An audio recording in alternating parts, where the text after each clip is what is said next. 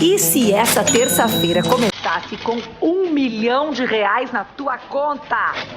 Sem muita explicação. Acordou e tá lá, 1 milhãozinho no banco. Aqui não tem sacanagem. Vamos lá. Você compraria uma casa? Investiria num carro de luxo? Ou você faria um movimento ousado, que até ano passado poderia parecer insano? Você pagaria R$1 milhão pro Rodinei jogar contra o Flamengo?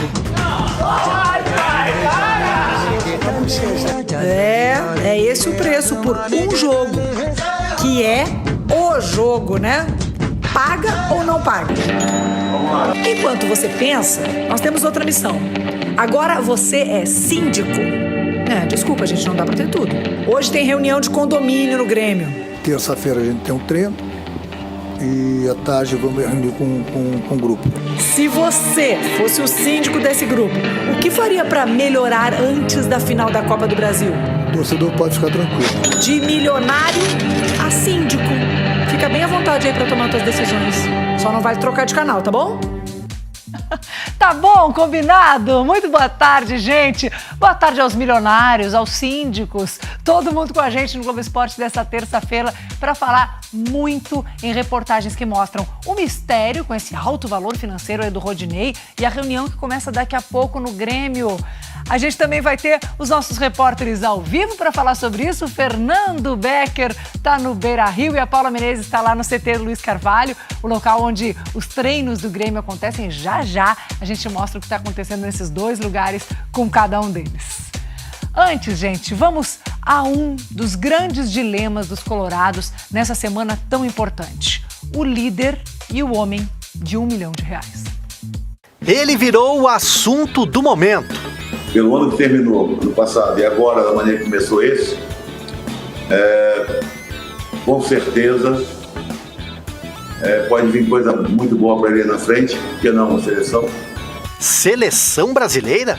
O torcedor se deu conta disso? Acho que não. Antes do Abel chegar, com certeza não, né? Eu era um dos críticos do Rodinei, né? Ele é um cara importante, acho que no momento dá pra considerar, vamos dizer assim. Rodinei não é o goleador do time, tá longe disso. O lateral fez apenas um gol até agora, pela Copa do Brasil. Bateu colocado, golaço! Rodinei faz um golaço no Beira-Rio! Nessa semana, está valendo R$1 milhão por apenas um jogo. Ele não vale tudo isso. É escalado, dá o seu melhor, mas é um jogador de nível médio. R$1 milhão é a multa que o Inter precisa pagar para o Flamengo caso Rodinei seja escalado no próximo domingo. Bom, como ele pertence ao clube carioca, há uma cláusula no contrato de empréstimo para o time gaúcho que prevê essa multa se ele participar dos jogos entre as duas equipes. Se Rodinei entrar em campo, o Inter tem até 24 horas após a partida para efetuar o pagamento. E é à vista, hein? O Internacional não está preocupado com os valores, o Internacional não está preocupado em buscar esse título, né? E isso vai depender das opções e da forma como a nossa comissão técnica vai montar a equipe. A comissão técnica escalou o Rodinei de titular nos últimos 12 jogos do Brasileirão. Foi nessa arrancada, rumo ao título. E o aproveitamento com ele foi de 80%. Está num momento de forma extraordinária, uma força, uma velocidade incrível. Mas se a gente considerar toda a campanha do Brasileirão, o time com o Rodinei em campo tem 66% de aproveitamento. E sem ele, baixa para 59%. Neste momento em que vale o título, Rodinei tem de jogar, mesmo que isso custe R$1 milhão. Depois, porque Rodinei, não só pela confiança de Abel, vem dando resposta técnica. Rodinei tem se mostrado um lateral atento, vigilante, muito bom marcador. A opção em caso de não utilizar o lateral titular é o Heitor. A favor do garoto estão as assistências. Ele fez 4, contra apenas uma do Rodinei. Pelo fato de o Rodinei não ser esse grande diferencial da equipe e pelo fato do Inter não estar tão bem financeiramente a ponto de poder pagar tranquilamente uma multa de R$1 milhão, eu abriria a mão do Rodinei para essa partida e iria com o Heitor. Esse é um assunto para durar a semana toda e, pelo jeito, dividir o torcedor. Nesse momento a gente não pode abrir mão do jogador. Não, né? É R$1 milhão, né? R$1 milhão, se for garantido o título, merecia sim. Acho que não, tem que aproveitar o que tem no plantel ali, né? Que é o Heitor ali. E fica uma zaga totalmente de gurizada, então. eu acho que deveria pagar. Quem sabe disso é a direção que vai resolver. Enquanto isso, a camisa do Rodinei vai sendo preparada. No domingo, vamos saber se ele e ela vão entrar em campo. Ô dilema! Agora a pergunta que vale R$1 milhão eu vou fazer ao vivo para o Fernando Becker. Fernando, o Inter vai ou não vai pagar esse R$1 milhão pelo Rodinei? Boa tarde. Quanto vale essa resposta, Alice? Vale R$1 milhão também? Fernando, se eu tivesse... Boa tarde, Alice. Boa tarde a todos. Faz um pix pra mim aí, Alice.